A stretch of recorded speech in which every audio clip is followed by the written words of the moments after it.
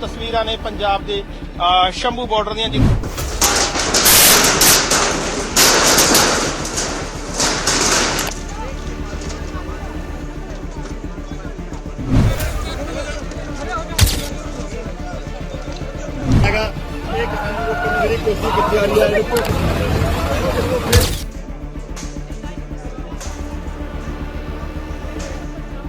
तेरह महीने के बाद में आखिरकार पंजाब हरियाणा बॉर्डर पर चल रहा आंदोलन खत्म करवा दिया गया और यह जबरन खत्म करवाया गया है क्योंकि मोदी सरकार के दो मंत्री और पंजाब सरकार के मंत्री जब चंडीगढ़ में मौजूद थे, बैठक हो रही थी और आगे की मीटिंग के लिए तारीख दे दी गई थी।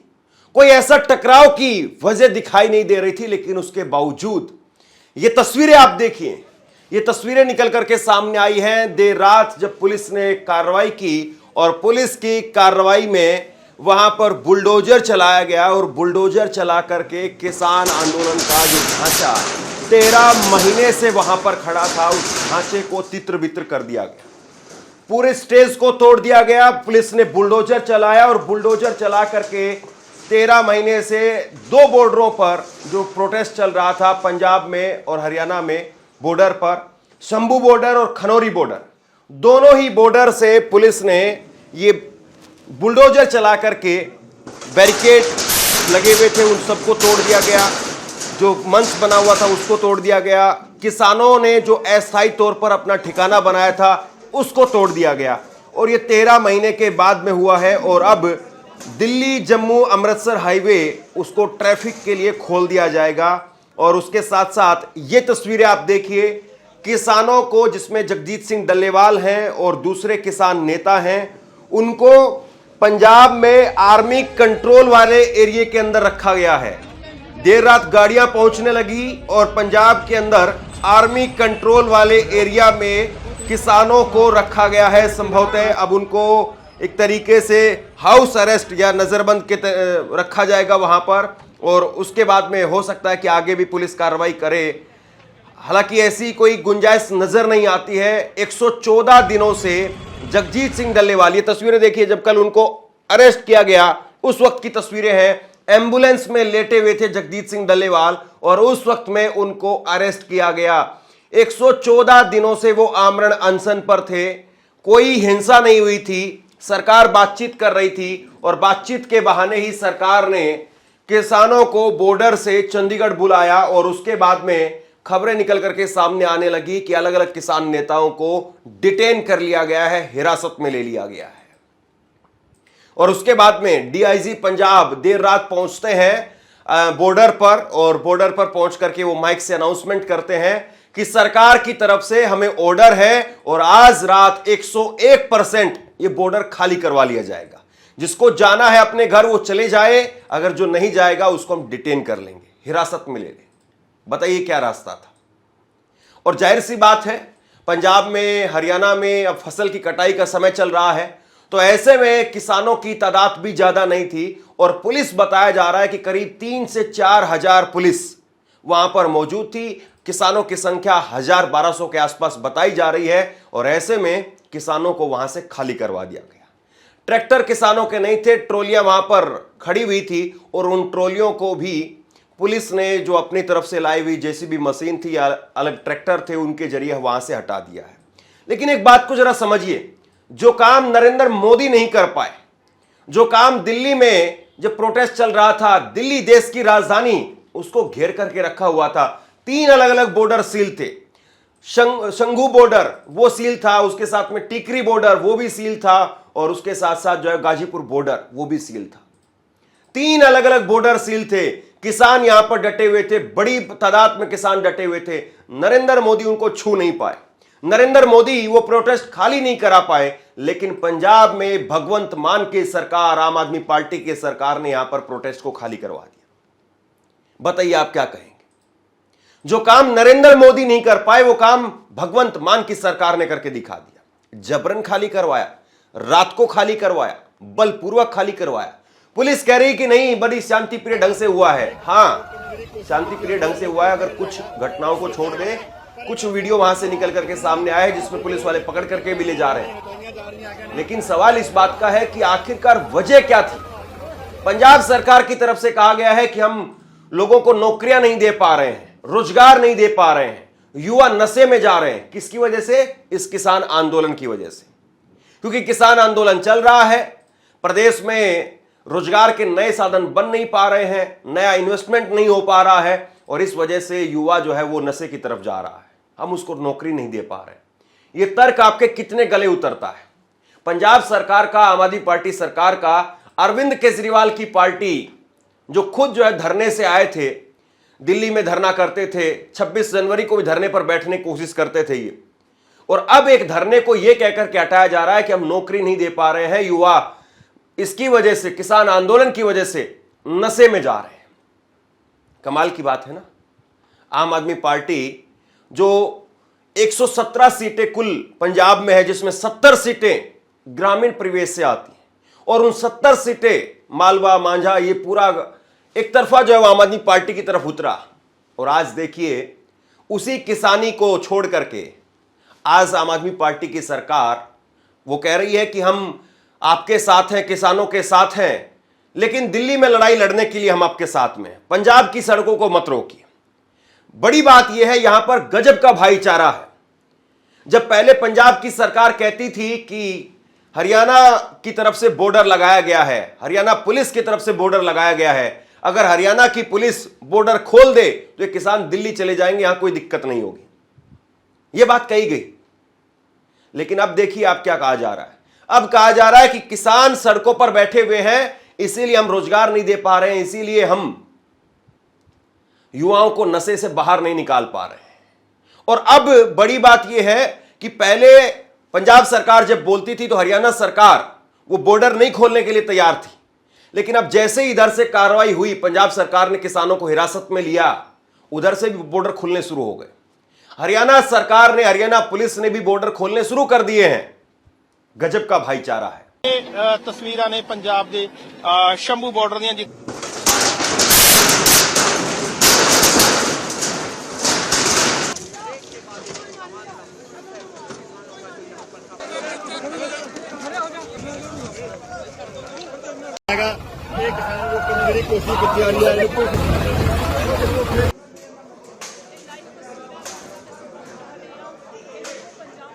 इसीलिए कहा जाता है सरकारें किसकी होती हैं?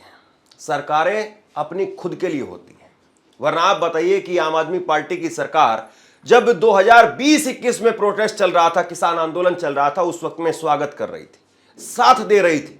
और उस वक्त में जब कांग्रेस की सरकार थी पंजाब के अंदर, चरणजीत सिंह चन्नी की सरकार, वो भी स्वागत कर रही थी, वो भी समर्थन कर रही थी।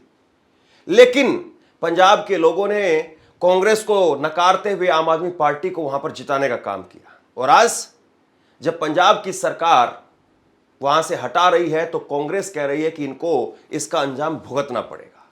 और दूसरी तरफ बीजेपी कह रही है, बीजेपी के नेताओं के बयान आपको सुनाऊंगा मैं। बीजेपी कह रही है कि सब कुछ ठीक चल रहा था, बातचीत हो रही थी, हम तो किसानों के लिए तैयार थे, रास्ता भी निकलता, लेकिन जबरन भगवंत मान की सरकार ने किसानों को हटा दिया है। गजब की राजनीति है। बीजेपी किसान हितैषी बनती हुई दिखाई दे रही है, कांग्रेस आम आदमी पार्टी पर हमला बोल रही है और आम आदमी पार्टी कह रही है कि मोदी से लड़ाई लड़ोगे तो हम तुम्हारे साथ हैं, लेकिन पंजाब में लड़ाई लड़ोगे तो हम तुम्हें जबरन उठा करके हिरासत में लेंगे। यही है राजनीति और यही है चक्र, जिसके चक्कर में आप लोग फंस जाते हैं। अब एक तस्वीर मैं आपको दिखाता हूं जो यहां से निकल करके सामने आई है और यह अपने आप में बताती है कि किस तरीके से पंजाब में पहले से तैयारी की गई थी।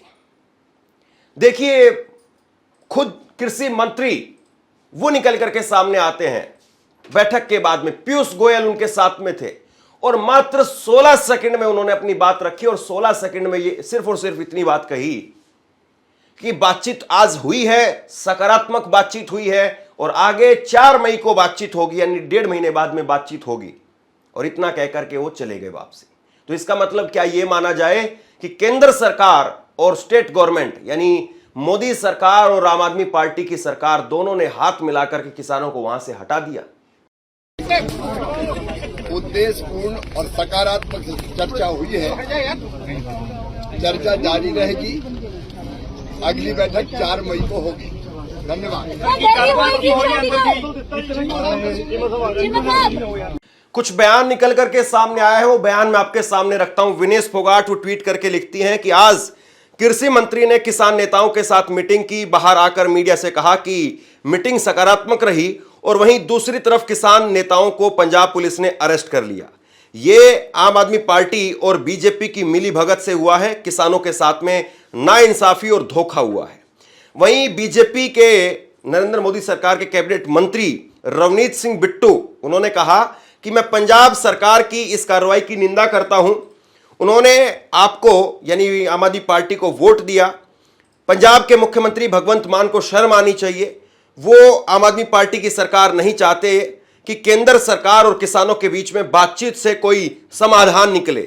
आपने लुधियाना पश्चिम उपचुनाव जीतने के लिए किसान नेताओं को हिरासत में ले लिया।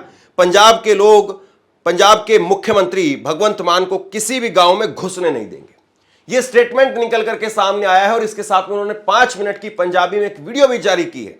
भगवंत मान, ये रवनीत सिंह बिट्टू ने, रवनीत सिंह बिट्टू नरेंद्र मोदी सरकार में मंत्री, वो कह रहे हैं कि पंजाब की सरकार नहीं चाहती कि मोदी सरकार और किसानों के बीच में कोई तालमेल बन जाए, मोदी सरकार किसानों का हित कर पाए। कमाल की बात है ना। वहीं अकाली दल की तरफ से हरसिमरत कौर, उन्होंने कहा है कि मुझे लगता है कि भगवंत मान का मानसिक संतुलन बिगड़ चुका है। चुनाव के समय में यही भगवंत मान किसानों के पास जाकर कह रहे थे कि मेरी सरकार बनवाइए, एमएसपी की गारंटी मैं दूंगा। सरकार बनाने के बाद में 3 साल से वो झूठ बोल रहे हैं। अब हाल यह है कि जब किसान अपना अधिकार मांग रहे हैं तो पुलिस के जोर पर किसान नेताओं को जेल में कैद किया जा रहा है। इसके साथ में किसान नेता, उनको हिरासत में ले लिया गया और उसके बाद में पुलिस का बयान निकल करके सामने आया है। एसएसपी नानक सिंह, उन्होंने कहा कि किसान लंबे समय से शंभू बॉर्डर पर विरोध प्रदर्शन कर रहे थे। आज ड्यूटी मजिस्ट्रेट की मौजूदगी में पुलिस ने उन्हें उचित चेतावनी देने के बाद में इलाके को खाली करा दिया है। कुछ लोगों ने घर जाने की इच्छा जताई, इसलिए उन्हें बस में बैठा करके घर भेज दिया गया है। इसके अलावा यहां के ढांचे और वाहनों को हटाया जा रहा है। पूरी सड़क को साफ कर यातायात के लिए खोल दिया जाएगा। हरियाणा पुलिस भी अपनी कार्रवाई शुरू करेगी। जैसे ही उनकी तरफ से रास्ता खुलेगा, हाईवे पर आवाजाही फिर से शुरू हो जाएगी। हमें किसी भी तरह का बल प्रयोग करने की जरूरत नहीं पड़ी, क्योंकि विरोध नहीं हुआ। किसानों ने अच्छा सहयोग किया और वो खुद ही बसों में बैठ गए। अब जरा सोचिए इस बात को, जब 2020-21 का किसान आंदोलन समाप्त हुआ था, स्थगित हुआ था दिल्ली के अलग अलग बॉर्डर से, उस वक्त में नरेंद्र मोदी सरकार ने वादा किया था कि एमएसपी का गारंटी कानून बनेगा और इसके लिए कमेटी बनाई जाएगी। 4 साल बीत गए और इन 4 सालों में 1 साल से जब प्रोटेस्ट लगातार चल रहा है, क्या किसानों को वाकई एमएसपी का गारंटी कानून मिला? और अगर नहीं मिला तो अब बताइए आप, जब किसान आंदोलन भी खत्म हो गया है, तो फिर क्या वाकई किसानों को एमएसपी गारंटी कानून मिलेगा? बड़ा सवाल यह है। और दूसरा सवाल यह है कि पंजाब की सरकार, भगवंत मान, अरविंद केजरीवाल पार्टी की सरकार, क्या वाकई वो पंजाब में फिर से जीत पाएगी? जिस तरीके के उन्होंने जनादेश हासिल किया, 117 में से 92 सीट हासिल की, क्या फिर से वही करिश्मा होगा या इस बार सुपड़ा साफ कर दिया जाएगा? और इसका फायदा किसको मिलेगा? क्या शिरोमणि अकाली दल और भाजपा को फायदा मिलेगा? क्या कांग्रेस पार्टी को फायदा मिलेगा? या इस किसान आंदोलन का कोई वजूद ही नहीं था? क्योंकि यह किसान आंदोलन कुछ संगठनों के बलबूते पर चल रहा था और पूरा संयुक्त मोर्चा वो साथ में ही नहीं था। उसी वजह से किसानों को यहां से हटा दिया गया। वरना आप बताइए कि जब दिल्ली के अलग अलग बॉर्डर पर किसान आंदोलन चल रहा था, और वो लगातार मैंने कवर किया है, ग्राउंड रिपोर्ट मैंने की है, तो मैं देखता था वहां पर कई बार ऐसा होता था कि संख्या लाखों में पहुंच जाती थी। लाखों की तादाद में लोग वहां पर इकट्ठा होते थे मंच पर।